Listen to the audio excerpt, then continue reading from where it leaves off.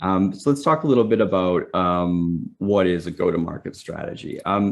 So I won't pretend that we have some academic definition here, folks. We're not submitting this to Harvard, Business School.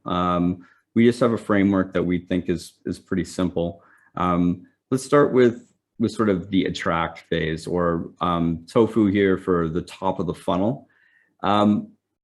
We really like to start with the idea of educating and informing with cybersecurity. One thing we'll talk about in a minute that I'm sure you folks would definitely agree with, as many of our clients have, is that there's a tendency to in cybersecurity software and cybersecurity marketing in general to focus on feature sets first rather than trying to break through the education barrier. So one theme of today's talk will be about the importance of education and sort of de-jargonizing your approach.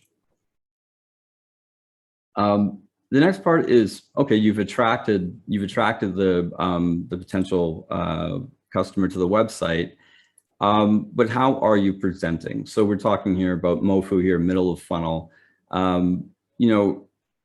Again, we find that when we often meet a new cybersecurity client, that what we're seeing initially is a focus on product immediately.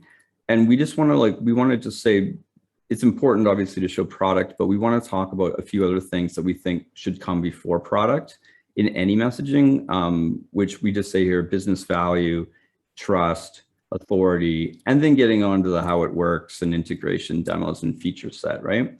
And we'll cover this in a bit more detail in a bit. And then just the third thing here for closing the deal, so bottom of funnel, or BOFU. One thing that we're often surprised to learn when we work with new clients is that they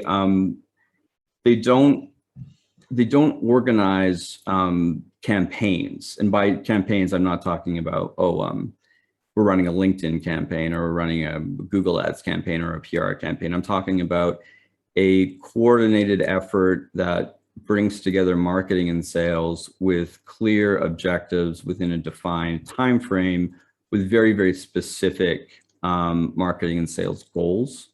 You can't do everything at once. So you do need, in our opinion, to focus on quarterly objectives, which could be looking at sales targets for certain tiers of client, or focusing on sales targets for particular products and particular geographies, that type of thing. So we'll talk a little bit about a campaign framework and kind of what we think it takes to run a successful go-to-market campaign. Just a quick flip here. I know that you folks that are been in the marketing space for a while will recognize this funnel.